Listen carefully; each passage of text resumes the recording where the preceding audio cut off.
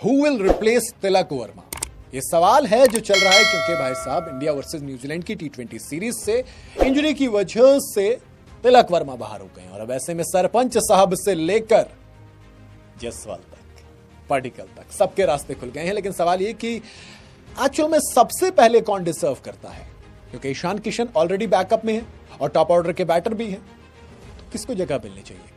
5 नाम के बारे में बात करूंगा। सबसे पहला नाम इसमें हमारे सरपंच साहब यानी कि श्रेयस अय्यर का आता है। मुंबई का ये बैटर टीम इंडिया के ओडीआई फॉर्मेट का वाइस कैप्टन है और अब फाइनली कम बैक करने के लिए तैयार है इंटरनेशनल क्रिकेट के अंदर, क्योंकि अक्टूबर 2025 में इंजरी हो गई थी। आपको याद होगा जब ओडीआई खेल रहे थे ऑस्ट्रेलिया के अगेंस्ट सिडनी में, वहां पर दिक्कत हो गई थी। लेकिन जब वापस आए 6 जनवरी को डोमेस्टिक क्रिकेट में, तो फिर 53 बॉल में 82 रन जड़ दिए, जिसमें 10 चौके और 3 छक्के थे हिमाचल प्रदेश के अगेंस्ट। बताया कि ये जो होता है ना कि इंजरी के बाद कम बैक करना मुश्किल होता है, श्रेयस अय्यर के लिए नहीं होता है। आप कहेंगे ओडीआई फॉर्मेट है, टी20 में कहां से आएंगे? भैया टी20 का रिकॉर्ड और भी ज्यादा खतरनाक है, क्योंकि आप एक ऐसा प्लेयर चाहते हैं जिसके पास एक्सपीरियंस हो, जिसके पास एक काबिलियत ऐसी हो फॉर्म के साथ वाली, है ना। श्रेयस अय्यर ने जिस तरीके से आईपीएल में परफॉर्म किया था, 604 रन 17 इनिंग के अंदर, 50 से ऊपर का एवरेज, 175 से ऊपर का स्ट्राइक रेट, 6 50 जोड़ दिए थे। तो जब एशिया कप में सिलेक्शन नहीं हुआ था तभी मूड खराब हो गया था। ऐसे में इस वक्त अगर कोई दावेदार है तो वो श्रेयस अय्यर है, लेकिन श्रेयस अय्यर को गंभीर उतना पसंद करते नहीं है, तो ये भी थोड़ा सा मुश्किल है कि जगह मिलेगी नहीं मिलेगी, है ना। श्रेयस अय्यर की बात करूं तो 51 टी20 इंटरनेशनल खेले, जिसमें 1104 रन बनाए हैं, 850 ऑलरेडी जड़ चुके हैं। टॉप ऑर्डर के बैटर हैं। तिलक वर्मा को आप 3 या 4 पर खिलाओगे, उन दोनों पोजीशन पर श्रेयस अय्यर परफेक्ट फिट बैठते हैं। बट अगेन कंपटीशन भी तो बहुत है, क्योंकि दूसरा नाम है ऋतुराज गायकवाड़ का, वो महाराष्ट्र का लड़का जो डोमेस्टिक में फिलहाल धुआं उठा रहा है। विजय हजारे ट्रॉफी में सेंचुरी पे सेंचुरी लगा रहा है, 413 से ऊपर रन बना चुका है, 82 से ऊपर का एवरेज है, 115 से ऊपर का स्ट्राइक रेट है एंड टॉप ऑर्डर बैटर भी है। एक तरीके से जो 23 टी20 इंटरनेशनल खेले उसमें 633 रन है, एवरेज क्लोज टू 40 है, similar to Tilak Varma. Strike rate 143 से ऊपर का है। जब खेलते थे तब रैंक 7 के टी20 इंटरनेशनल करियर में दुनिया के 7वें नंबर के बैटर थे, तो डिजर्व तो वो भी करते हैं एक बार फिर से वापस आना, है ना। मिडिल ऑर्डर और टॉप ऑर्डर दोनों बैटिंग कर सकते हैं, तो मेरे हिसाब से एक अच्छा मैच है। 5000 टी20 रन है, 3550 है, 6 सेंचुरीज हैं। अगर आप ओवरऑल करियर देखेंगे तो टी20 में अगर तिलक वर्मा को रिप्लेस करने वाला कोई चाहिए तो वो मेरे हिसाब से ऋतुराज गायकवाड़ भी एक अच्छा नाम है। तीसरा नाम जो चल रहा है वो है देवदत्त पडिक्कल का। भाई फिलहाल तो डोमेस्टिक क्रिकेट के हर फॉर्मेट में धुआं उठा रहे हैं, हर फॉर्मेट में।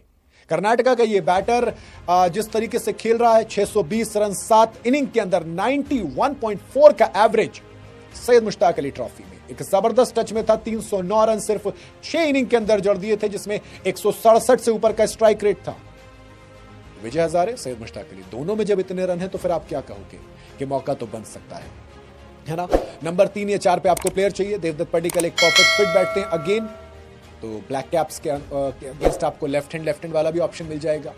नहीं, श्रेयस अय्यर ऋतुराज गायकवाड़ दोनों राइट हैंड बैटर थे, Tilak Varma left hand batter हैं, तो आपको यहां पर देवदत्त पडिक्कल एक लेफ्ट हैंड के ऑप्शन के तौर पर मिल जाएंगे। एक लाइक टू लाइक रिप्लेसमेंट आपको मिल सकती है, तो ऐसा हो सकता है कि आप देवदत्त पडिक्कल की तरफ भी देख सकते हैं। लेकिन आपको एक और लेफ्टी अगर चाहिए तो दोस्त और भी तो प्लेयर है लिस्ट के अंदर। जी हाँ, अगर आप लेफ्ट हैंड की तरफ देखेंगे, अगर फॉर्म है तो उसमें जायसवाल का नाम भी आएगा।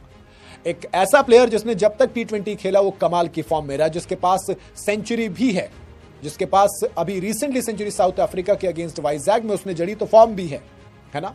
तो कहीं ना कहीं जायसवाल ने अब तक जितना टी20 करियर रहा है उसके थ्रू आप ये कह सकते हैं कि हाँ, एक लेफ्ट हैंड भी है, एक टॉप ऑर्डर का बैटर भी है, नंबर 3 पर खेल सकता है बड़ी आराम से, तो वो एक अच्छा ऑप्शन हो सकते हैं। टी20 नंबर्स अच्छे हैं, 23 टी20 इंटरनेशनल में 723 रन बनाए हैं, 36 से ऊपर का एवरेज है, 164 से ऊपर का स्ट्राइक रेट है। ऊपर से राजस्थान रॉयल्स वाली जो लास्ट ईयर था वो फॉर्म भी बताता है। पिछले 10 टी20 के अंदर जो 421 रन बनाए उसमें 46 से ऊपर का एवरेज है, 172 से ऊपर का स्ट्राइक रेट है, हाईएस्ट सेंचुरी है।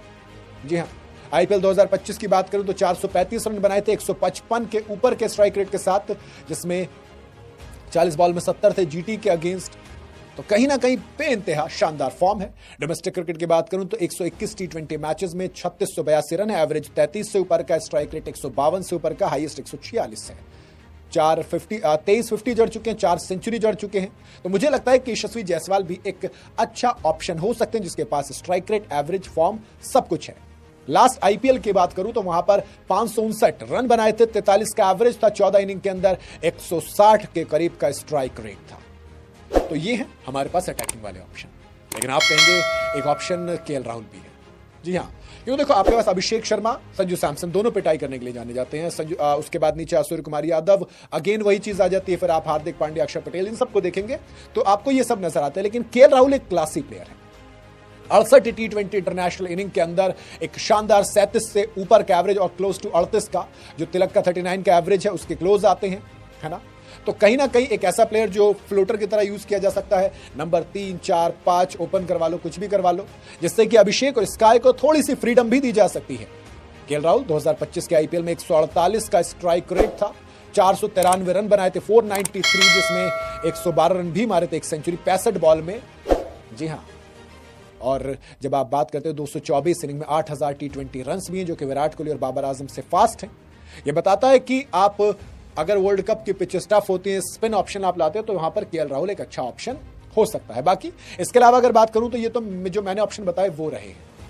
लेकिन इसमें ईशान किशन जो ऑलरेडी स्क्वाड में है, सबसे पहले चांस वो डिजर्व करते हैं। दोस्त सैयद मुश्ताक अली ट्रॉफी, सेंचुरीज लगातार, highest run getter, trophy winning captain, तो कहीं ना कहीं मुझे लगता है कि पहला मौका ईशान किशन को मिलना चाहिए। जो भी आएगा वो बैकअप के तौर पर आए। बाकी आपका क्या कहना है, आप अपनी राय कमेंट में बता सकते हैं।